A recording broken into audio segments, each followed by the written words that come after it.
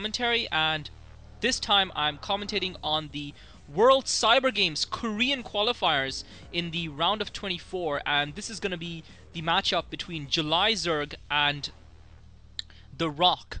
For those of you guys who watched the coverage of the OSL finals, of the OSL tournament from SC2GG, you'll be aware that July brushed aside Rock almost casually, almost as if he was an afterthought in their quarterfinal matchup in the OSL.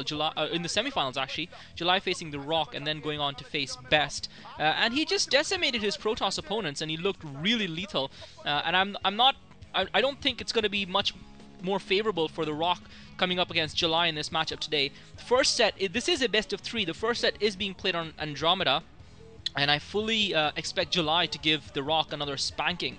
Although this is Andromeda, this is a map that Protoss players have a chance on. This is the map that if you watch those epic OSL finals, that Best gave July a real fight on. So we'll be hoping for Rock to at least put up a fight all the same, or we might even potentially see an upset. The interesting thing about the Koreans, obviously the World Cyber Games are the new Olympics of gaming. They're the most prestigious international gaming tournament that I think every pro gamer wants to win. And the Koreans really do hold it in high regard to represent their country in the World Cyber Games, and therefore the qualifiers for the World Cyber Games are just as competitive, if not more so, than the OSL and the MSL. And really, it's considered that the qualifiers for the Korean qualifiers for the World Cyber Games are considered to be tougher than the actual World Cyber Games events itself because of the high standard of StarCraft play in Korea. The strangest thing I've always wondered, looked at Rock, just to start off with, Rock and Brown at the top left-hand corner of the map, July and Yellow at the bottom right-hand corner of the map. This is Andromeda. And looks like Rock putting a pylon down, scouting early. Obviously, he's going to try and fast expand. He just wants to try and find out whether his opponent has put down the spawning pool first or whether his opponent's expanding first. It looks like July is going for a... Is it a 9 pool? 1, 2, 3, 4, 6, 7. It might even be a 7 pool. I think he's... It might even... Actually, yeah, it looks like he's gone for a 9 pool. Just starting up his Overlord there, I would guess. Taking a very early gas as well, although I wonder if that's just to get an extra drone by the drone trick. Doesn't look like it. So July might be going for speed links.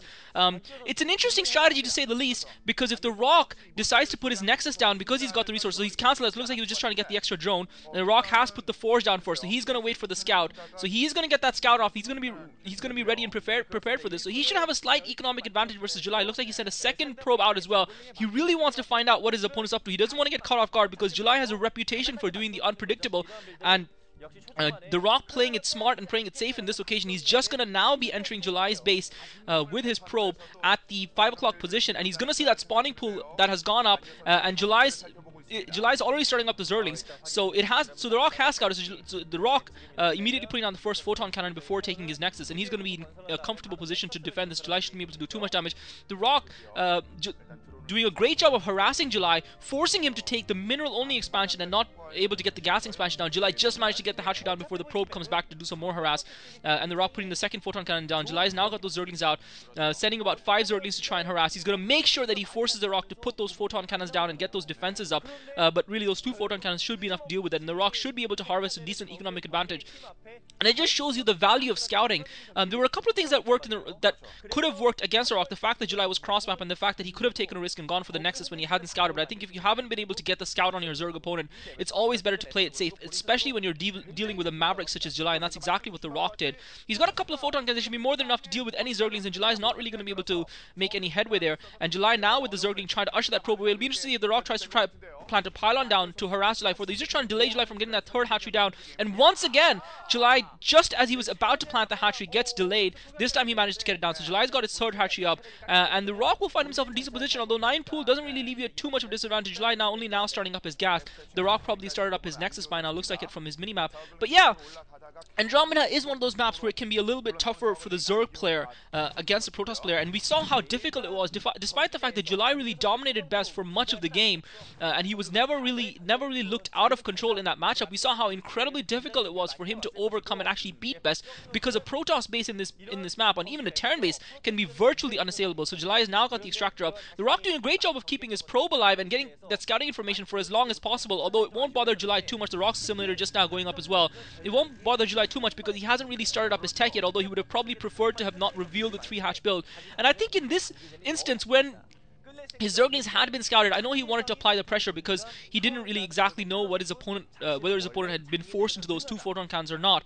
But at the same time, July could have taken the risk of just using his Zerglings to usher that probe out early. I guess he probably, even though he didn't have, I mean, he's only just now got his extractor up a short while ago, so it's not possible that he would have gotten the speed upgrade before ushering the probe out. So if he had used all his Zerglings, he might have been able to usher that probe out early. He finally managed to kill the scouting probe, and it's going to be an interesting matchup. I think both players are going to be set up here. July starting up his lair tech straight away, and I think we might even see him go straight to the Spire here rather than plop down the Hydralisk Den and try and get air control and air superiority against his opponent. Try and get those Scourges out early. We saw him do that again versus Best. Get those Scourges out and really control the map with a combination of Scourges and Hydralisks. And I wouldn't be surprised if July. Looks like July has also got another drone planted at the 3 o'clock position. Looks like TheRock sending another probe out to scout, not wanting to be caught off guard. Actually, it's only an overlord there. So TheRock, aware of July's tendency to expand, and he's aware that the way the Zerg can counter the Protoss fast expansion is just completely spread over the map and take control of the game while the Protoss player is getting their tech up and running, getting that Reverse air build going, and it'll be interesting. And it looks like Rock has gone for the Citadel of Adon first, so we might be seeing this is exactly the Bisu build, because going for the fast expansion and then getting the Dark Templar out. I think July, it'll be interesting to see how July copes with this. I think this is one of those maps that's actually easier to get that triple expansion going, and to actually cope with that build. July now putting the 4th Hashi down. Careless by July! The Rock manages to sneak his probe into July's base, and he's going to see exactly what July's up to. And July could have had a huge advantage here, because the Rock had gone for the Citadel of Adon, and July had put up the Spire, and the Rock might have been caught completely off guard and not being able to counter July's air. July putting the 4th Hashi down, the Rock immediately putting a gateway down.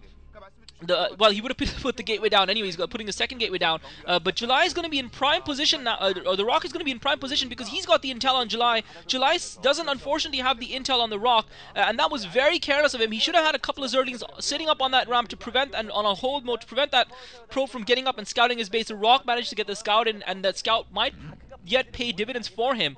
So it'll be interesting to see whether or not July is still be able to reap the advantage. He's certainly lost the element of surprise. He's now putting the hard list down. Now Rock's got his first Corsair out. July should be able to cope with it. He's not going to take too much damage. The Rock, if he's lucky, might be able to pick off a single Overlord. July once again positioning his Zerglings out in a slightly advanced position. And the Rock now... So, I mean, the Rock still has gotten the scout in, but really, he would have been caught a lot more by surprise had July been able to... And the Rock's also now got his Templar archives up, and I would anticipate, and the Rock putting now Photon Cannon down in his main as well. He might have put that down anyway, but I would anticipate that he's not going to get the Dark Templar out. I think he's probably going to get High Templar out straight away in anticipation. July's actually produced a couple of Hydralisks, so he's not produced any Mutalisks yet, but we will expect some Scourges to come out from him soon to make sure that he doesn't surrender air superiority to his opponent. So Rock playing quite well so far, keeping himself in the game, and really Andromeda being the first map does assist him quite a lot. He's got a couple of Zealots out as well. Looks like he just warded off scouting Zergling sent by July. July now sent the Scourges out, and one of the things we saw with July, and it looks like the Scourges are going to come in straight for the Corsair, and it's going to be interesting to see whether or not July managed to catch it off guard. And then Rock just spots the Scourges coming and pulls his Corsair back in time. He should be able to retreat to the safety of those Photon Cannons, and indeed we are seeing the High Templar come out for the Rock, not opting to go for the Dark Templar, which is a wise move indeed for him. And July pulls one of his Scourges out, sends the other in, it looks like just to get a scout in the Rock's base. He's seen the Templar archives, he's seen the Citadel of Adon, obviously, and the Rock. And one of the things July did so effectively against Best, looks like that Corsair's had one Scourge hit on it, but he's managed to evade the second and get again retreat to safety. So the Rock doing a good job of protecting his early Corsairs, and that's something that Best did not do, and that's what really allowed July to prevent Rock from getting any sort of air superiority going early on. July now getting a couple of Lurkers out. Looks like he might be trying to set up an early contain, since the Rock hasn't gone for that robotics facility, and therefore is miles and miles away from getting an observatory down. And July continued to get the Scourges in to just try and get a scout, hoping to catch an idle Corsair sitting by and do some damage to it.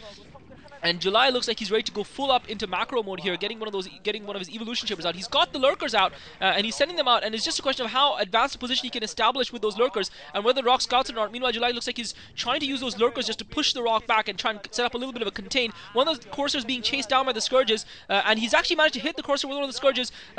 The Rock continuing obviously to have free reign over July's base in terms of his scouting, with the Corsairs doing a decent job of scouting. And the Rock just putting those Zealots out, not wanting to let July get those Lurkers in. He's managed to send about 4 Zealots out, and they look like they're speed upgraded. So the Rock has managed to get those Zealots out crucially. And July, even though he's going to set up his contain, the Rock does have High Templar. Unfortunately for July, he's not been able to contain those Zealots, and he's now trying to pull his lurkers back to defend that 3 o'clock expansion. He's got a couple of Zerglies there. I'm not sure if he's going to be actually able to position these lurkers well. One of his lurkers gets trapped. That's going to buy time for his second lurker to go down, but he's only got a handful of Zerglings. He's got about 4 Zerglings, and actually that one hero lurker just managed to get down. July, I'm not sure if it was deliberate on his part to allow TheRock to kill one of his lurkers so that he could get his second lurker up and in position. July producing more Zerglings to now back up his defensive forces.